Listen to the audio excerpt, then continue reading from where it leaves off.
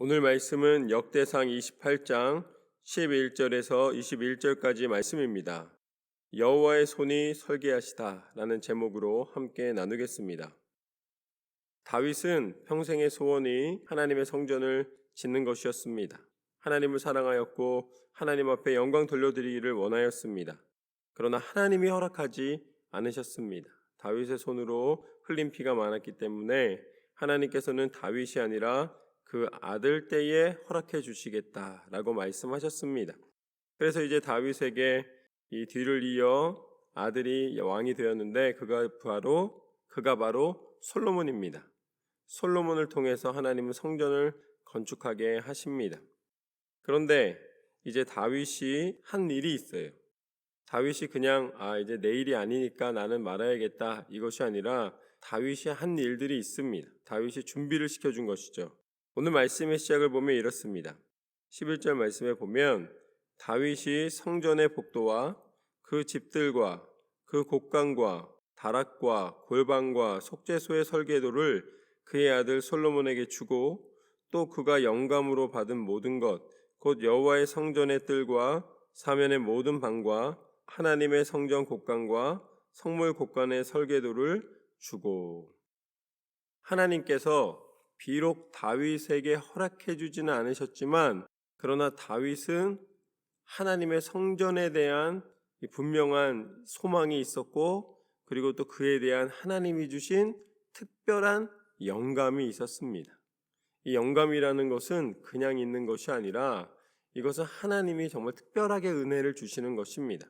음악이라든지 미술이라든지 이런 예술 계통에 하나님이 주시는 은사입니다. 그래서 같은 시간, 같은 노력을 해도 갑절의 것으로 무언가 더 아름답게 나타내는 사람들이 있습니다. 다윗은 노래를 잘했고 또 수금, 이 하프를 치면서 찬양을 할 때에 악기가 떠나가는 그런 하나님이 주신 특별한 은사가 있었습니다. 찬송의 은사가 있었던 것이죠.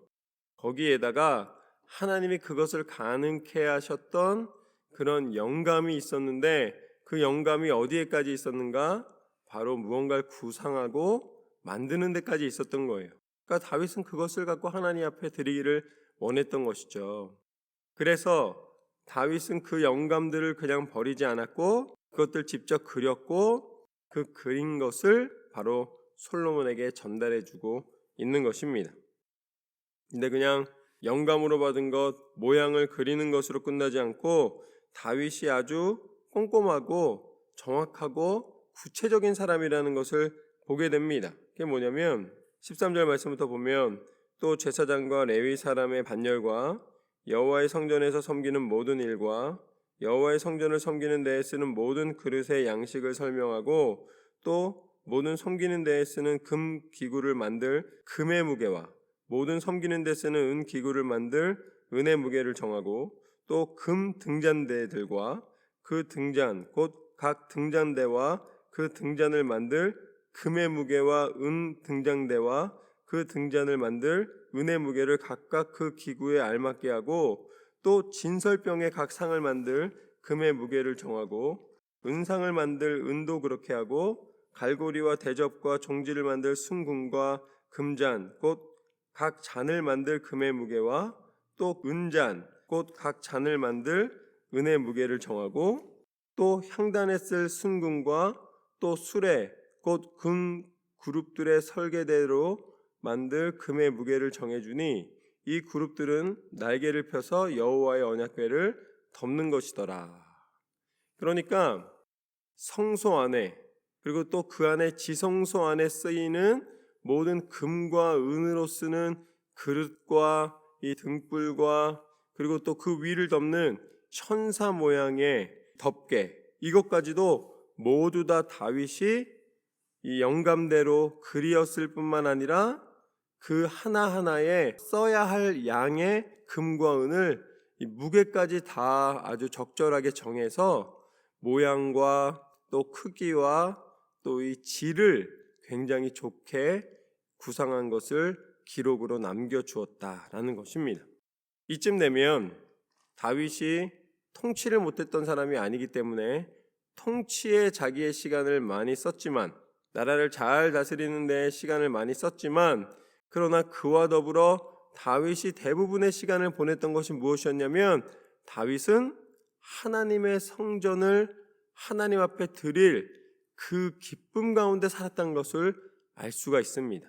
자기가 짓지 않는데도 자기 아들을 통해서 짓더라도 자기의 만들었다는 사람들에게 보이는 성과가 그의 목표가 아니라 하나님 앞에 드릴 성전이 다윗 안에 가득했다는 거예요. 그렇다면 하나님께서 다윗을 사랑하셨던 이유가 여기에 있음을 보게 됩니다. 사람들은 눈에 보이는 성과를 통해서 만족감을 누립니다. 그래서 뭔가 내가 살아있을 때 내 눈앞에 번듯한 뭐가 있어야 돼요. 그러나 하나님은 어떤 하나님이신가? 그 사람의 중심이 어떤가를 보십니다. 그렇기 때문에 다윗은 눈에 보이는 성전을 만들지는 못했지만 다윗의 영감 안에, 다윗의 마음 안에, 다윗의 영혼 안에 하나님을 사랑하는 마음으로 이미 하나님의 성전이 있었던 것입니다. 그러니까 앉으나 서나 눈을 뜨나 감으나 다윗의 마음에는 성전이 있었던 거예요. 그래서 하나님께서 거하시는 곳, 하나님께서 영광 받으시는 곳, 그 성전을 사모함으로 하나님 앞에 드리고자 하는 그 열정으로 그 마음이 가득했다. 그랬기 때문에 이 모든 것이 나왔고 솔로몬이 하나님의 성전을 아름답게 만들 수가 있었던 것입니다. 어떻게 보면 악한 왕이 악한 것을 전달해 주는 것과 완전 반대로 하나님에 대한 사랑이 그 아들에게 전달되어서 아름다운 열매를 맺는, 부전자전은 부전자전인데 영적인 부전자전이 이루어지고 있는 모습을 보게 됩니다. 우리는 무엇을 남겨야 하는가? 우리 안에 무엇을 담아야 하는가? 무엇으로 기쁨을 누리며 살아야 하는가? 그 모든 것 가운데 오직 하나님을 사모하는 마음, 하나님께서 내게 주신 은혜에 감격하고 감사하고 벅찬 그 감동을 날마다 다시 한번 새기고 다시 한번 기억하고 다시 한번 하나님 앞에 감사로 고백하는 삶이 되시기를 소망합니다. 다윗은 그렇게 하나님의 성전을 가슴에 품고 살았던 것을 보게 됩니다. 그런데 이것을 뭐라 그러냐면 19절 말씀에 보면 다윗이 이르되 여호와의 손이 내게 임하여 이 모든 일의 설계를 그려 나에게 알려주셨느니라. 이제 이게 바로 다윗의 성전이에요. 다윗이 마음속에 품었던 성전은 무엇이냐? 내가 똑똑해서, 내가 열정이 있어서, 내가 믿음이 좋아서 이렇게 이야기하지 않습니다. 하나님께서 내게 임하여 이 모든 것을 알게 하시고 깨닫게 하시고 또 하나님의 그 손이 그리게 하셨노라. 연필도 내 것이고 손도 내 것인 것처럼 보이나 이걸 붙잡고 계신 분도 하나님이시고 이것을 공급하신 분도 하나님이시고 허락하신 분이 하나님이심을 분명히 밝히고 있습니다. 우리가 행하는 것 같지만 하나님의 도움 없이는 그 어떤 것도 우리는 나타낼 수가 없습니다. 이것이 바로 믿음의 사람의 고백이고 하나님이 함께 동행하시는 삶의 증거입니다. 그래서 다윗은 언제나 자신의 공로를 자신의 것으로 취하지 아니하였고 그것을 이루신 하나님 앞에 온전히 드렸기 때문에 하나님은 재밌으신 거예요. 다윗에게 주고 또 이기게 하셔도 다윗은 끊임없이 하나님을 높여드리기 때문에 하나님은 더 주고 싶으신 거예요. 궁극적으로는 이 다윗을 통하여서 하나님은 주시되 무엇까지 허락해 주셨는가?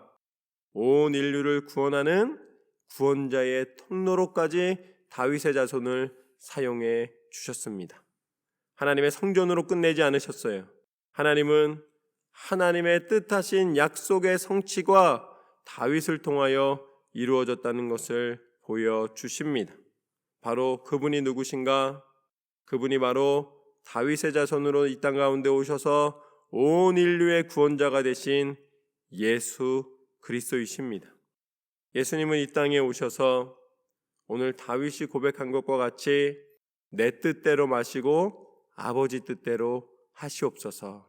하나님 앞에 모든 것을 맡겨드리고 하나님이 뜻하시는 그 약속을 성취하는 데에 온 사명을 감당하셨습니다. 그것이 바로 예수 그리스도의 십자가의 능력입니다. 예수님의 십자가의 능력을 통하여서 우리는 하나님께서 우리에게 계획하셨던 참 구원의 능력을 허락받게 되었습니다. 예수님이 우리의 모든 죄를 다 담당하시고 십자가에 달려 물과 피를 다 쏟으시면서까지 죽기까지 포기하지 않으셨기 때문에 우리는 더 이상 죄의 노예가 아니라 자유함을 얻어 죄에서 해방되어 이제는 하나님의 자녀되는 권세를 허락받게 되었습니다. 그리고 다시 부활하시사 우리 가운데 참 사랑과 하늘의 은혜와 하나님 나라 백성 되는 권세를 허락받게 되었습니다. 이것이 바로 하나님의 계획이었으며 성취된 약속입니다. 하나님은 우리를 사랑하시되 우리를 하나님 나라 자녀 삼아주시고 그곳을 소유할 수 있는 하나님의 나라 가운데 영원한 생명 가운데 살아가게 하시는 그 은혜를 입게 하여 주신 줄로 믿습니다. 하나님의 사랑과 은혜가 크고 충만하도다. 우리는 더 이상 부족함이 없습니다. 우리에게는 하나님이 주신 은혜가 있기 때문에 언제 하나님이 부르신다 할지라도 우리는 이미 영원한 생명을 소유한 사람들입니다. 그런 사람들에게 하나님이 이렇게 말씀해 주십니다. 또 그의 아들 솔로몬에게 이르되 너는 강하고 담대하게 이 일을 행하라. 두려워하지 말며 놀라지 말라. 내가 여호와의 성전 공사의 모든 일을 마치기까지 여호와 하나님 나의 하나님이 너와 함께 계시사 내게서 떠나지 아니하시고 너를 버리지 아니하시리라. 하나님께서 우리와 함께 하시기 때문에 우리는 이미 영원한 생명을 소유한 사람들입니다. 어떠한 결과 속에서도 변함없는 거예요. 그래서 우리는 담대함으로 하나님에 대한 믿음을 잃지 않을 수가 있는 것이죠. 그리고 하나님은 우리에게 새 힘을 주시고 우리로 이기게 하시고 이 모든 슬픔과 아픔의 구름이 그리고 또 이 모든 공포의 구름이 다 떠나가게 하신 후에 하나님의 뜻을 밝히 나타내실 줄로 믿습니다. 이제는 하나님의 은혜 가운데 붙잡힌 바 되어 날마다 하나님을 바라보며 살아가리라. 하나님은 이렇게 말씀하십니다. 제사장과 레위 사람의 반이 있으니 하나님 성전의 모든 공사도 도울 것이요 또 모든 공사에 유능한 기술자가 기쁜 마음으로 너와 함께 할 것이요 또 모든 지휘관과 백성이 온전히 내 명령 아래에 있으리라. 하나님의 계획하심은 무엇인가? 오늘 다윗을 통하여서 하나님의 성전을 만들고 또한 그 모든 것 가운데 하나님이 담대함을 주시고 동역자를 주시고 협력하게 하시고 사랑을 나누게 하여 주시고 함께하게 하여 주시고 영적으로 충만케 하여 주시사 하나님의 때에 하나님의 방법을 반드시 보여주신다는 그 약속입니다. 하나님께서는 우리를 사랑하시고 우리 가운데 하나님의 일을 행하기를 원하십니다. 그래서 오늘 다윗이 구상하였던 모든 것이 솔로몬을 통해 하나님의 성전으로 완성된 것처럼 우리 인생이 하나님 안에서 완성되어 가기를 원하십니다. 하나님 뜻대로 하나님 계획하신 대로 하나님의 은사와 은혜와 또한 하나님 앞에 날마다 쓰임받는 우리의 삶이 되게 하실 줄로 믿습니다. 하나님은 끝까지 우리를 사랑하십니다. 그 사랑에 감사함으로 실망치 않고 천국 소망을 품고 날마다 한 걸음 한 걸음 승리의 발걸음으로 살아가시는 저와 여러분의 삶이 되시기를 주님의 이름으로 축원합니다. 하나님은 사랑의 하나님이십니다. 그렇게 인도하심으로 승리하시기를 주님의 이름으로 축원합니다.